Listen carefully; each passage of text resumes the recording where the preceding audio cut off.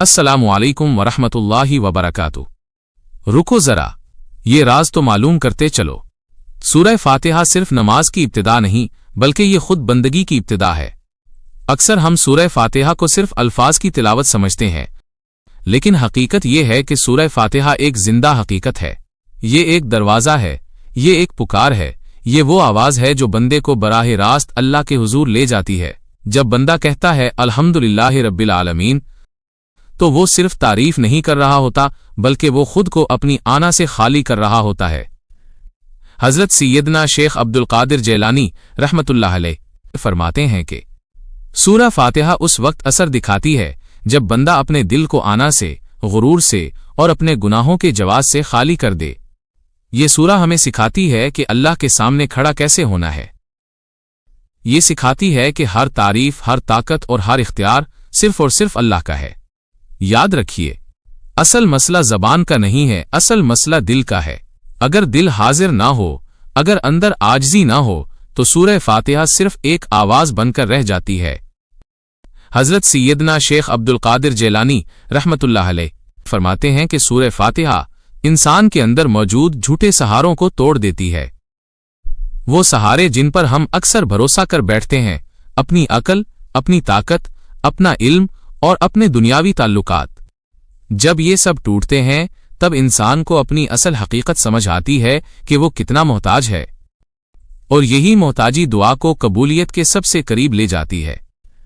अक्सर लोग ये समझते हैं कि अगर दुआ कबूल हो गई तो सुकून आ जाएगा, मसाइल खत्म हो जाएंगे, लेकिन इस पैगाम में एक बहुत गहरी बात बताई गई है। आजमाइशें, मुश्किलात और तंगियां अक्सर दुआ की कबूलियत की पहली अलामत होती हैं। जब बंदा आजमाइश में भी अल्लाह से राजी रहता है, शिकवा नहीं करता, बदगुमानी नहीं करता, तो सूरह फातिहा उसके हक में शिफात करने लगती है।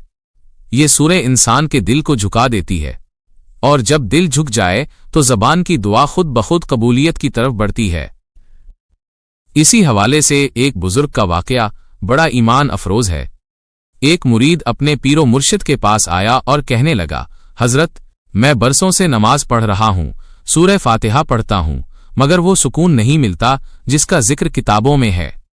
मुर्शिद ने मुस्कुराकर फरमाया, बेटा, तुम अब तक सूरह फातिहा को पढ़ रहे हो, जिस दिन तुमने उसे पुकारना शुरू कर दिया उस दिन तुम्हारी कायनात बदल जाएगी।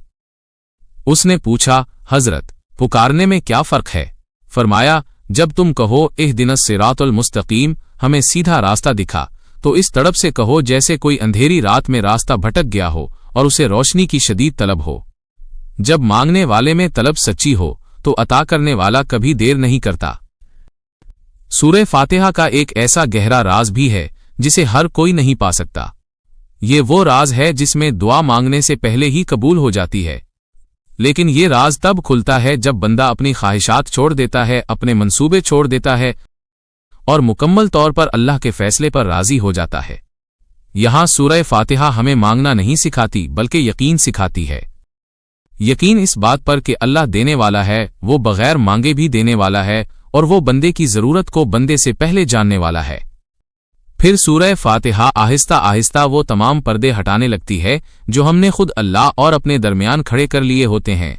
इज्जत का पर्दा, दौलत का पर्दा, लोगों की राय का पर्दा और हमारी अपनी आना का पर्दा। कामयाबी हो या नाकामी, आसानी हो या मुश्किल, जब बंदा हर हाल में शुक्र का रास्ता चुनता है तो सूरह फातिहा उसकी जिंदगी बन जाती है।